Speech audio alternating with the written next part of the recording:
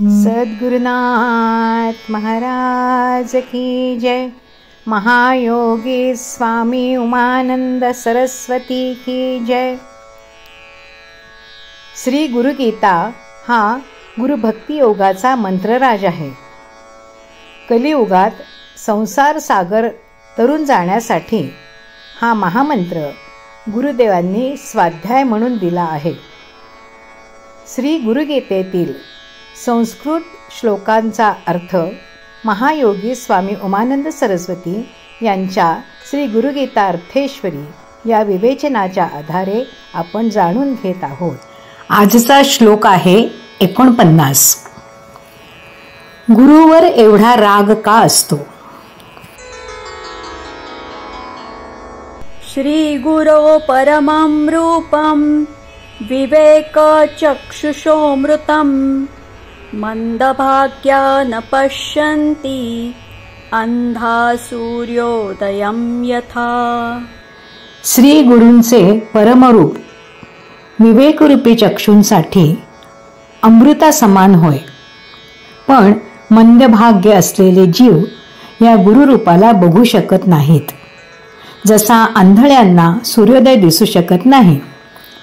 सर्वसाधारणपणे गुरुविषयी लोकमत अनुकूल नसलेले प्रत्ययास येते.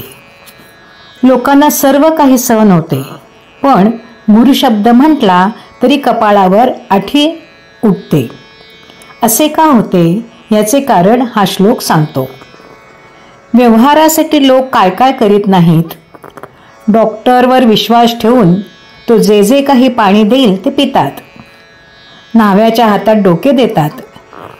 टॅक्सी बसच्या ड्रायव्हरच्या हाती तर आपला जीव सोपवतात, पण गुरुचा मात्र उच्चारही ऐकवत नाही. मोठी आश्चर्याची गोष्ट आहे नाही का? पण त्यात आश्चर्य तरी कसले म्हणा. जो आंधळा आहे त्याला सूर्यप्रकाश दिसतो का? तद्वतच विवेकरूपी चक्षु उघडल्याखेरीज गुरुचे खरे परम प्रेमरूप सामर्थ्यशाली कल्याणकारी रूप सामान्य जनांना आध्यात्मिकदृष्ट्या अंध असलेल्यांना दिसणेच अशक्य.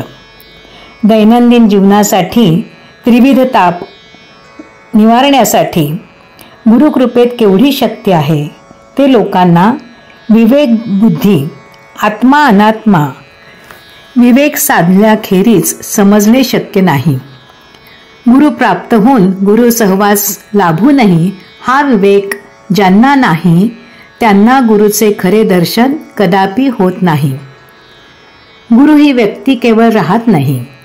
परमेश्वराची अनुग्राहिका शक्ती गुरुद्वारा अखंड प्रवाहित होत असते. गुरु हा कल्पतरू कामधेनू चिंतामणी असतो व जो जे वांछील ते ज्याला त्याला प्रत्येक भक्ताला गुरुकृपा झाल्यास लाभू शकते. गुरुकृपा हवी तर साधकांना विवेक वैराग्य हवेच. सद्गुरुनाथ महाराज की जय.